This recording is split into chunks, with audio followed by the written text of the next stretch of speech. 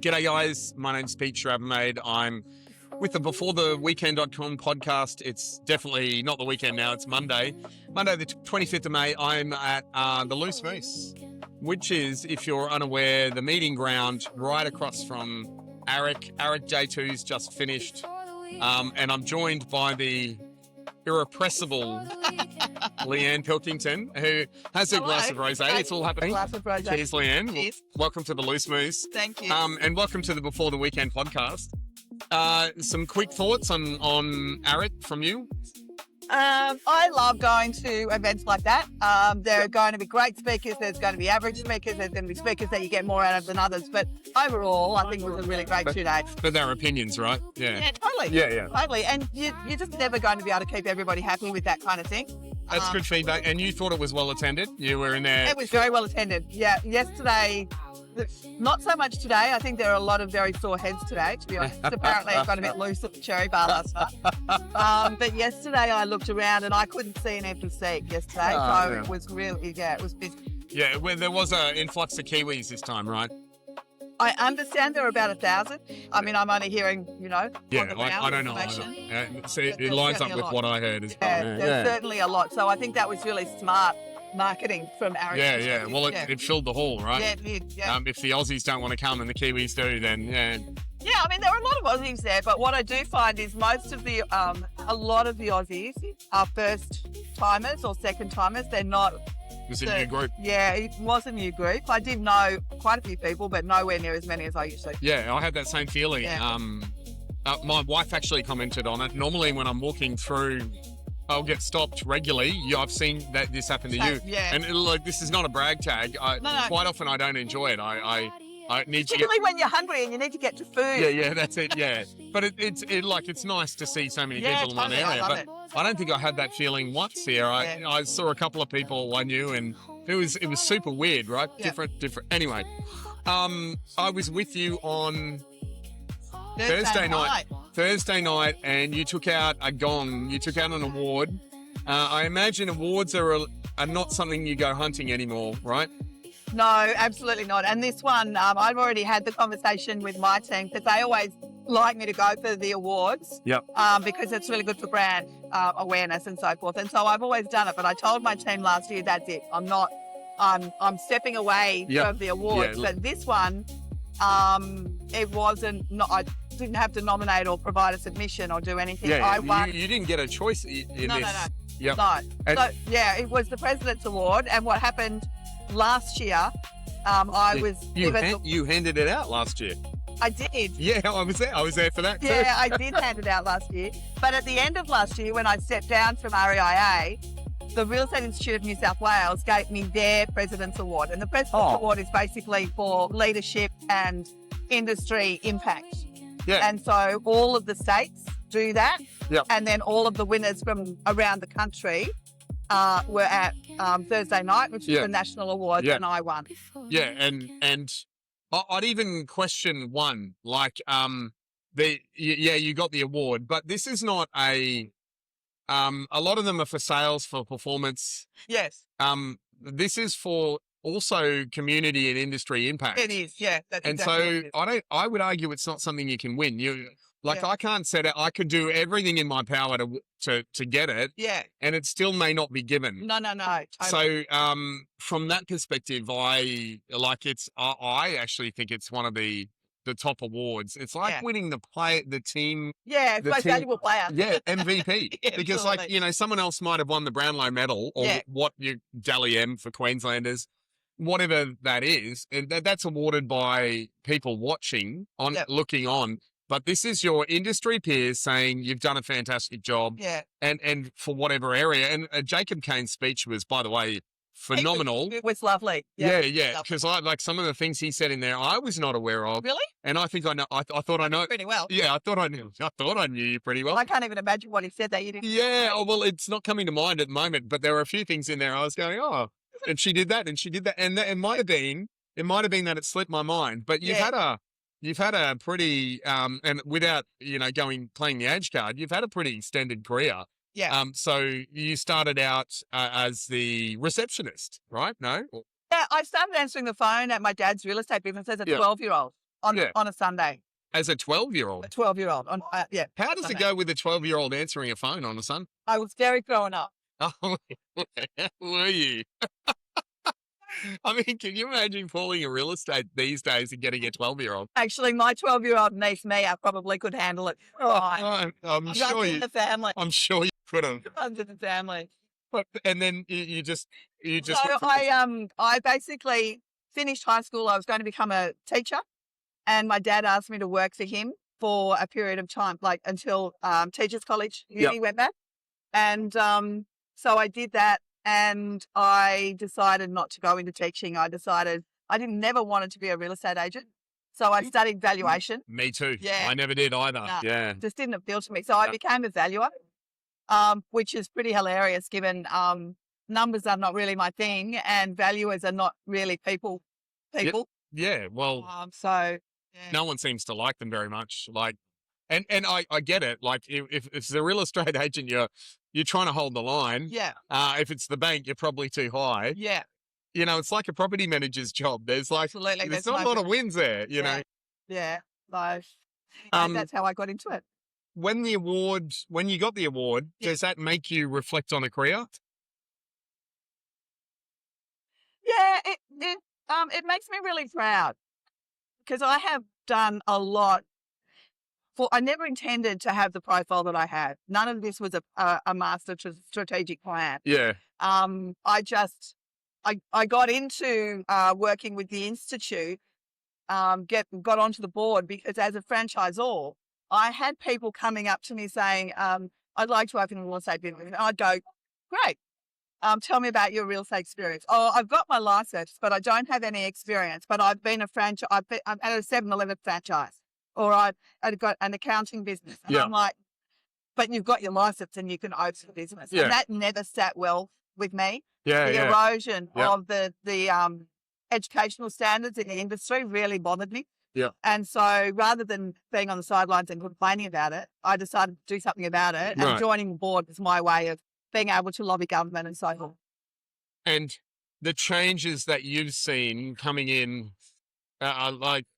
maybe not from when you were 12, but shortly after that, all the way through to now, are they for the better? Some are and some are not. So our industry standards in New South Wales specifically, because of course it's different around the country. Yeah. Issue. Oh my God. But in New South Wales, we've gone back to the way it used to be. So when I got my license, it took me 4 years to get my real estate license. And you had to have a certain level of experience before you could get your class 1 and all that. And then all of that was eroded completely in the name of competition.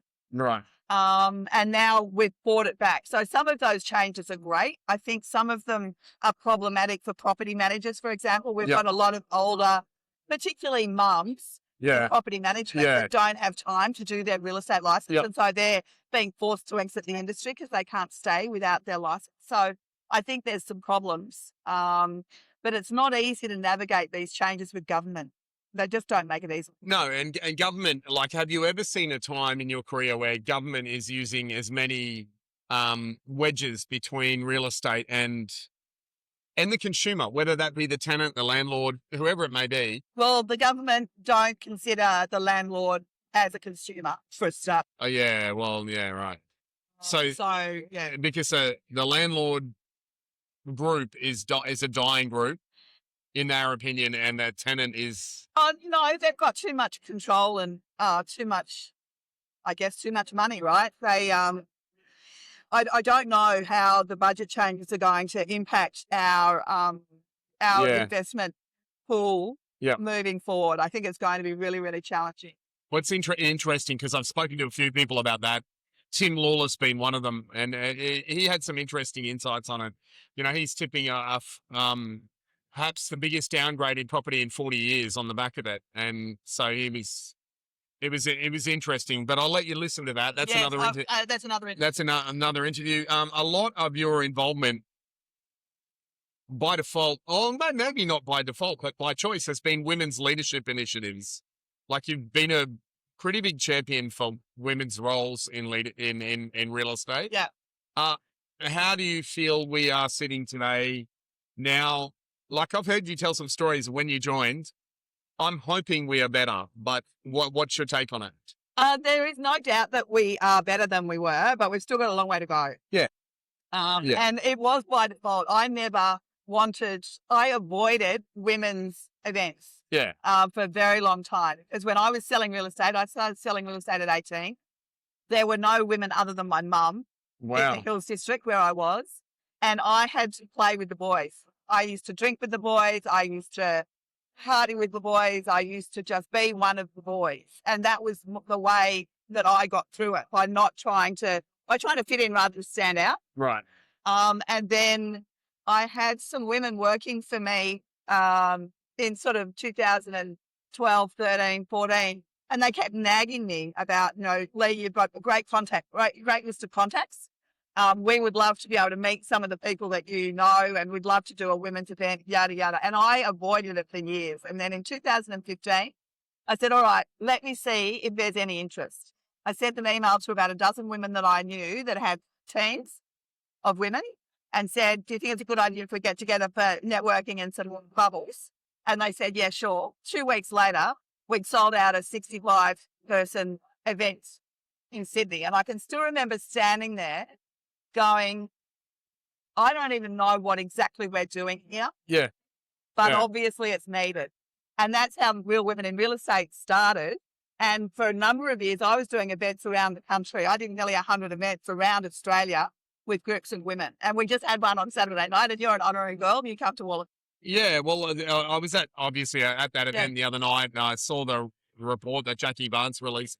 But the one thing that got me about that room and Jackie Barnes' report, like in that report, it spoke about a lot of the people who filled out the survey had been in the industry longer than 7 years, which is quite extensive. Like that's a long time. And I looked around that room on the weekend and 2 days ago, and I noted that a lot of them are really influential, are really dominant in their industries. They're really strong. Like you don't have a room there of women who are downcast or downplayed. There's some really good there's women some really amazing performers in that room. So well done.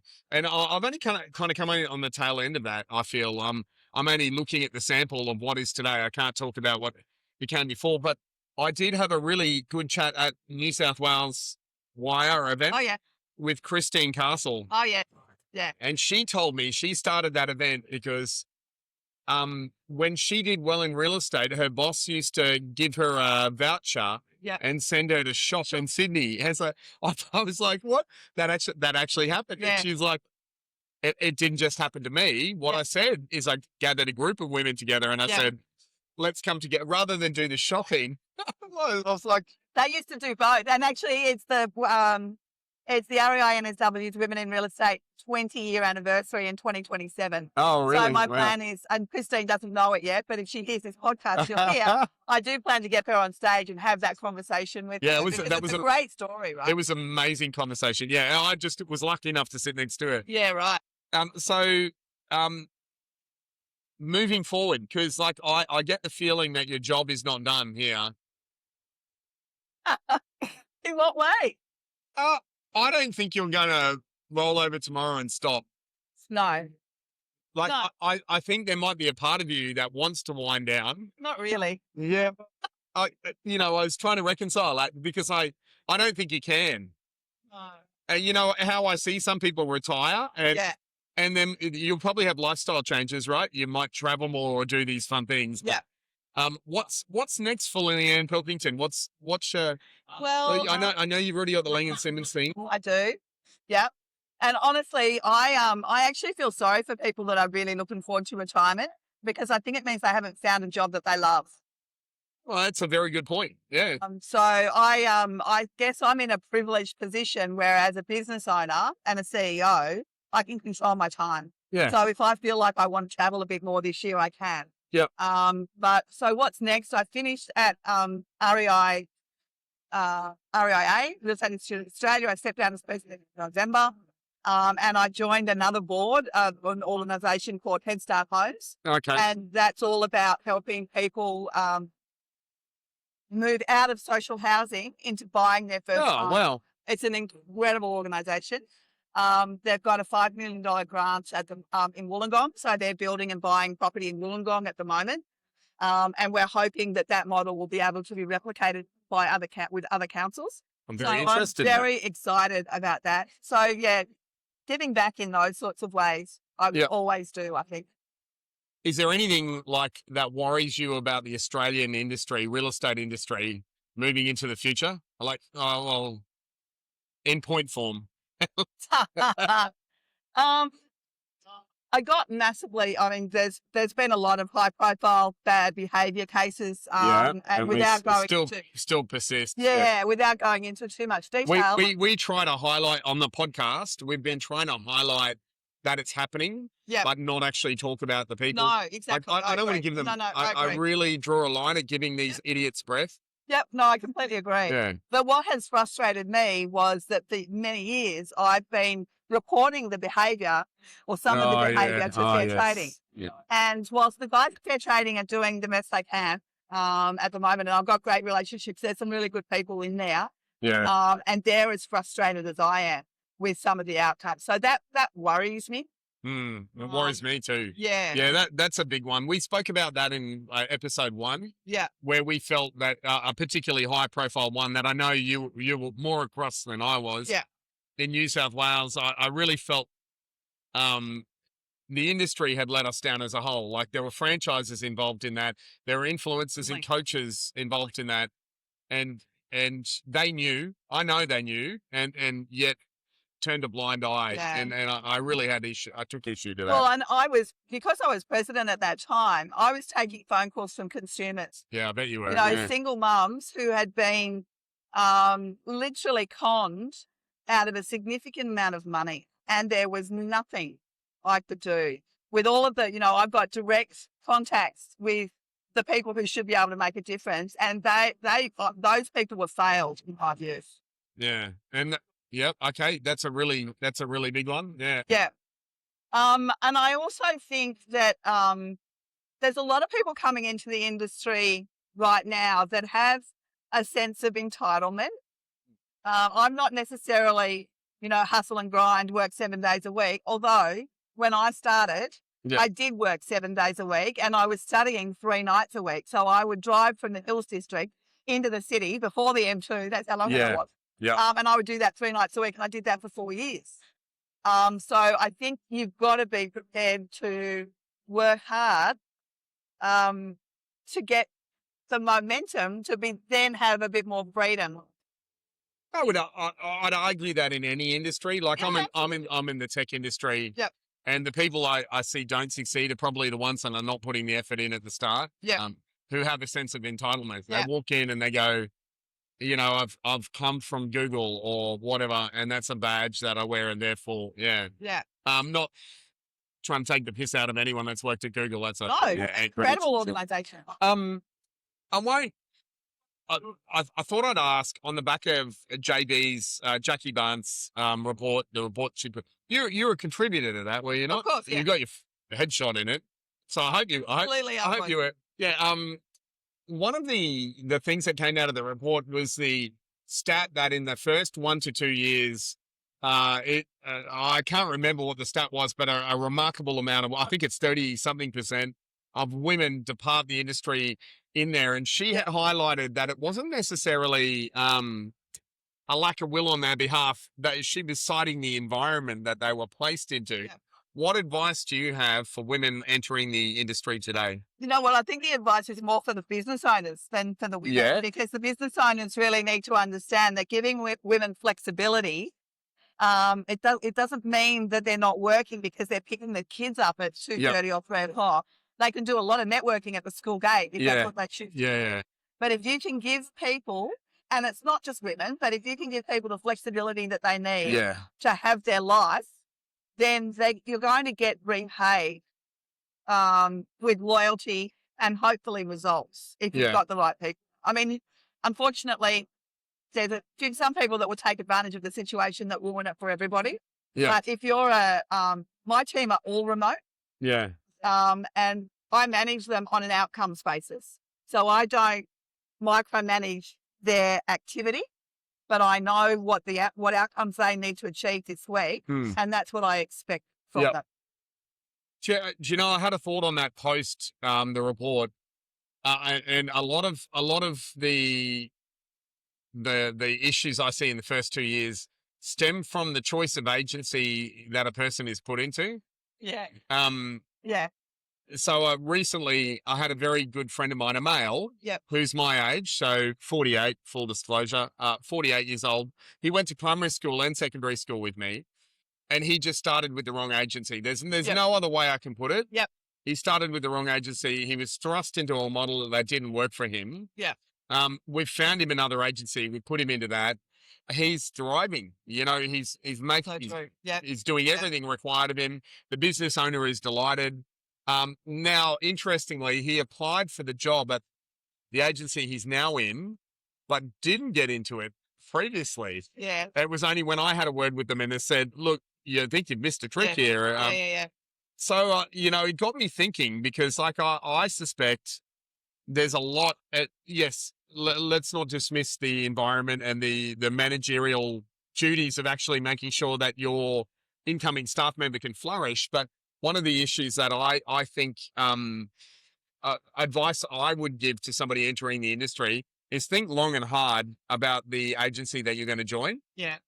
Don't necessarily look at how they appear to the consumer, because we're really good at fudging that shit. Like I can make myself look amazing. Totally. I had that conversation. I won't mention the brands, but a girlfriend of mine worked for 2 really high profile brands, and she said, you know what? And I was surprised where she left the really beautiful looking brand to go to what I thought was a bit of a daggy brand. That's a pretty daggy word, actually. But anyway, you know what I mean? Daggy, yeah. And she said, no, one looks like a Porsche on the outside, but it's just like a rusted out old bucket once on you the get inside. under the hood. Yeah. And the other one is the other way around. It looks really old fashioned, but their tech, their systems, their leadership is incredible. And I would argue you'd work with the latter better than totally. Yeah, totally. Because the outside, and that business ultimately did rebrand, and they look like a completely different business now. Yeah, exactly the same. So I actually might suggest that to JB as being something to look at as well. How much does the agency affect the tenure in the real estate? There's so many questions that came out of that report for me. Yeah, she sparked the conversation. But anyway, that's the point. This is not JB's report. So. No, damn it, she's got her own. she did have her. Well, let me talk. I've got one more question for you, or one more thing to throw at you. Sure. What does legacy look like for Leanne Pilkington, and do you care? Does it matter? Like, you know, it's a really interesting question about legacy, because the reality is all of us are going to be forgotten within 2 or 3 generations, right? Yeah. I mean, that's just reality. Yeah, I won't be here. You won't be here. No, I don't have kids, so. Are you going to be, you know, I was at the REIV recently, and they had all of these ex-presidents' heads on the wall, as I'm sure they do at every other. Yeah. But I was just sitting there going, I don't know any of those people. What did they do to impact where I'm at? Yeah. I think that if I can, I think my legacy is really inspiring other people to do good work, right? And so if I've got an incredible team around me at Lang & Simmons, and if I can inspire them to do great work, and then they in turn inspire the next generation coming up, I think that's probably the best legacy I could ever hope for. Yeah, well, I would argue that the start of a legacy is probably the receipt of an REIA President's Award. If I could be honest, that, you know, I look at, we're in an industry where we have awards when people don't even have a prize. Totally. You know, yeah. That one is not that. No. That is not that. And sometimes it's really hard to decipher the noise. So from me to you, you've killed it. Well done. Congratulations. I'm super proud. Just having met you in a pool in Las Vegas, which is a story for later. Another story. Yeah, but you know, moving on from there, what I've learned about you and what the impact that you've had on the industry, you should be exceptionally proud of what you've done. So congratulations on that. Thank you for joining our Before the Weekend podcast. Anytime. Well, I'll take you up on that. Be careful what you wish for. Thanks, Leanne. Cheers.